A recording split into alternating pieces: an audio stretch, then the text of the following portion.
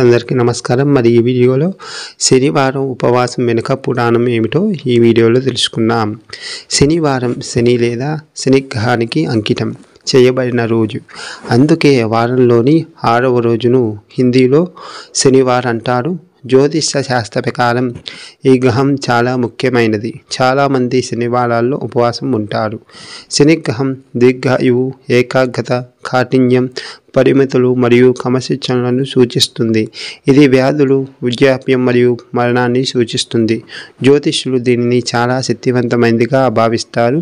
వారి ప్రకారం ఈ గ్రహం మీ జీవితాన్ని లేదా ఇతర సంఘటనలను నాశనం చేస్తుంది లేదా అడ్డుకుంటుంది।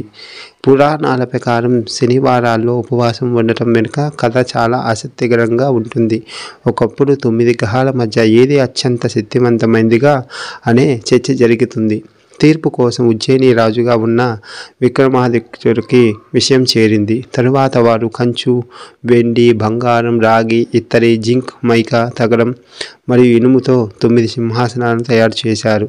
అప్పుడు అతను ప్రతి గ్రహ దేవతలను వాటిపై కూర్చోమని కోరాడు। శనితో పాటు మిగతా దేవుళ్ళందరూ కూర్చోవడానికి పరిగెత్తారు। ఇనుప సింహాసనాన్ని ఆక్రమించిన వారికి శని వదిలిపెట్టాడు। చివరగా వచ్చిన శని బాధగా భావించి మిగిలి ఉన్న సింహాసనాన్ని తీసుకోవాల్సి వచ్చింది। అతను రాజుకు తీవ్రమైన ఇబ్బంది ఇవ్వాలని నిర్ణయించుకున్నాడు మరియు తరువాత అంతా ప్రారంభమైంది। కొద్ది రోజులకే విక్రమాదిత్య వేటకు వెళ్ళాడు, కానీ దారి తప్పిపోయాడు। అతను ఆహారం కోసం ఆకలితో ఉన్నాడు మరియు అనుకోకుండా వేరే భూభాగంలోకి ప్రవేశించాడు। అతన్ని పట్టుకొని దొంగ అని పిలిచాడు। శిక్షగా అతన్ని చేతులు మరియు కాళ్ళు నరికివేయబడ్డాయి। అతను ఇంకా కదులుతూనే ఉన్నాడు, హృదయాన్ని కోల్పోలేదు మరియు ఇది అతనికి శని దయను సంపాదించింది కాబట్టి శాపం ఉపసంహరించబడింది। విక్రమాదిత్యుడు తన అవయవాలను తిరిగి పొందాడు మరియు ఆ దేశపు యువరాణిని వివాహం చేసుకున్నాడు। అతను తన రాజ్యానికి తిరిగి వచ్చాడు మరియు శని భగవానుని శక్తిని గ్రహించాడు। ఆ తర్వాత ఆయనను పూజించడం ప్రారంభించాడు మరియు శనివార వ్రతాన్ని ఆచరించాడు। మరొక ఆసక్తికరమైన పౌరాణిక కథలో శని మరియు హనుమంతుడు ఉన్నారు। ఒకసారి శనిని బ్రహ్మదేవుడు శపించాడు। అక్కడ అతను నిర్బంధంలో ఉండవలసి వచ్చింది మరియు శివుని అవతారం ద్వారా మాత్రమే విముక్తి పొందగలదు।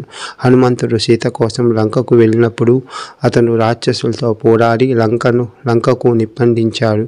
అతను తిరిగి వెళ్లే ముందు అతను రావణుని చెరలో శనిని కనుక్కున్నాడు। అతను శివుని అవతారం కాబట్టి హనుమంతుడు శనిని విడిపించగలిగాడు। ప్రతిఫలంగా శనిదేవుడు హనుమంతుడిని పూజించిన వారికి శని యొక్క దుష్ఫలితాలు ఉండవని వరమిచ్చాడు। మరి ఈ వీడియో మీకు నచ్చినట్లయితే ఈ వీడియో లైక్ చేయండి, షేర్ చేయండి, మన ఛానల్ని సబ్స్క్రైబ్ చేయండి। సర్వేజన సుఖినో భవంతు।